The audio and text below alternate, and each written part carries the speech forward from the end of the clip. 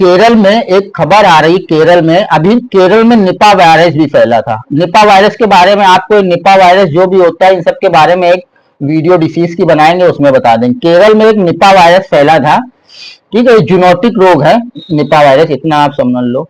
अभी फिर क्या होता है जूनोटिक, वो हम बताएंगे। जूनोटिक रोग है केरल में। निपा वायरस के तो 41 दिन से कोई केस नहीं आए, लेकिन एक रेड फीवर आया है। रेड फीवर का जो नाम है वो लेप्टोस्पायरोसिस इसको बोलते हैं। अब ये क्या होता है, ये चूहे के रैट होते हैं ना घर में आप लोगों के, रैट के यूरिन से फैलता है, रैट के यूरिन से।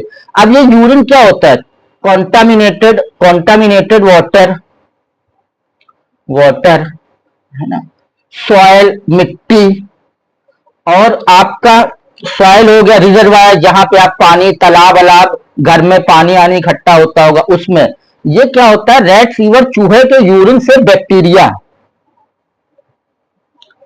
बैक्टीरिया जो है मतलब इसका वाहक बैक्टीरिया होता है, मतलब फैलता चूहे के द्वारा। चूहा इसका रेड जो है, रेड इसका कैरियर है, मतलब इस बैक्टीरिया को जो लेके चलता है।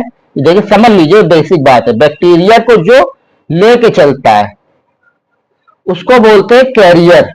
कैरियर मतलब ये बैक्टीरिया को लेके चल रहा है। और ये बैक्टीरिया कब निकलता है, जब चूहा, मतलब बैक्टीरिया कब ये निकलेगा, जब चूहा यूरिन, चूहा जो है रेड जो है वो यूरिन पास करेगा। अब इसमें क्या होता है, इसके बचाव के लिए क्या हो सकता है कि आप घर में अपने चूहे मारने की दवाई, मतलब चूहे हुए का इंतजाम जरूर करें।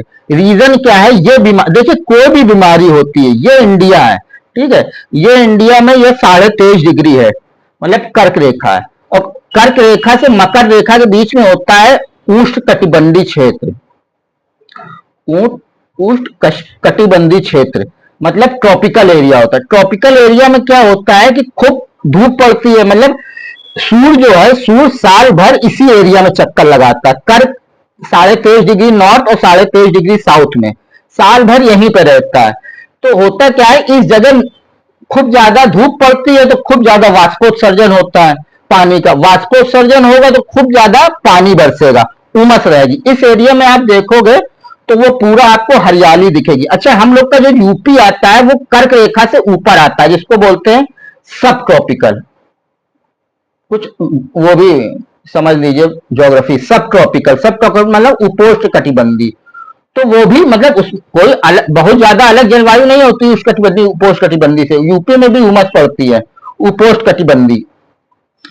अब यहाँ पे होता क्या है, उमस बहुत ज्यादा होती है, तो कोई भी, अब केरल एक ऐसा मतलब स्टेट है जो कि बिल्कुल तीनों तरफ से समुद्र से घिरा है, तो वहां पे तो 4 बजे के बाद डेली बारिश होती है, तो कोई भी वायरस बैक्टीरिया केरल में जल्दी अटैक करता है। तो इस क्षेत्र में हमेशा ही बीमारी ज्यादा पाई जाती है। इसीलिए देखिए जब अंग्रेज जो है हमारे यहाँ भारत में बसे थे, तो गर्मी या उमस के समय उन्होंने, आप देखिए, टूरिस्ट प्लेस बसाए थे। कौन कौन से, जैसे हिमाचल प्रदेश में शिमला,